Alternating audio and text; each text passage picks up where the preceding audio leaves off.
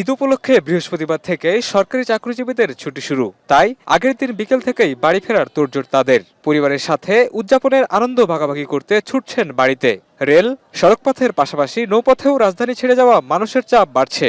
বাড়ি ফেরার নির্বিঘ্ন যাত্রায় রেল যাত্রীদের দেখা যায় চোখে মুখে আনন্দ ছাপ। ঈদের তো লম্বা ছুটি, সবাই যাচ্ছে একসাথে, তেমন মানে ঝামেলা হয় নাই, জ্যাম নাই রাস্তায় ওই রকম। বাড়িতে সবাই দেখা হবে, কোরবানি দিবসের একসাথে, আব্বু আম্মু আসতেছে সাথে আছে। আমি তার জন্য অনেক খুশি, আবার ঈদে বাড়িতে যাবো তার জন্য। আমরা বাবা মার সাথে ঈদ করতে যাচ্ছি।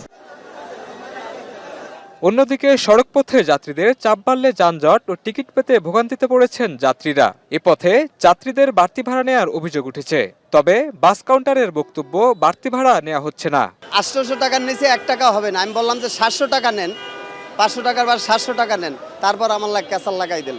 আউট কে কি করলো না করলো সেটা তো আর আমাদের না, আমাদের ভাড়া নির্ধারিত যে ভাড়া ওইটাই আমাদের।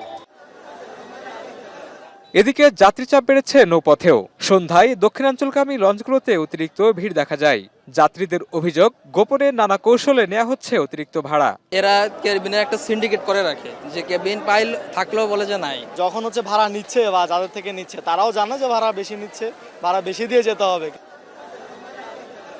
এদিকে দুপুরের আগে ঈদযাত্রার খোঁজখবর নিতে কমলাপুর স্টেশন পরিদর্শন করেন স্বরাষ্ট্র উপদেষ্টা। এ সময় তিনি বলেন, ঈদযাত্রা নির্বিঘ্নে নেওয়া হয়েছে ব্যবস্থা। যাত্রীরা যেন নির্বিঘ্নে যেতে পারে সব ধরনের প্রস্তুতি নেওয়া হয়েছে এবং আমি আশা করব আল্লাহ দিলে যাত্রীরা নির্বিঘ্নে যেতে পারবে। রেল, সড়ক ও নৌপথে ঘরমুখ যাত্রীদের প্রত্যাশা, পরিবারের সঙ্গে ঈদ উদযাপন শেষে রাজধানী ফিরবেন। শাহিনুল ইসলাম সাগর, এখন ঢাকা।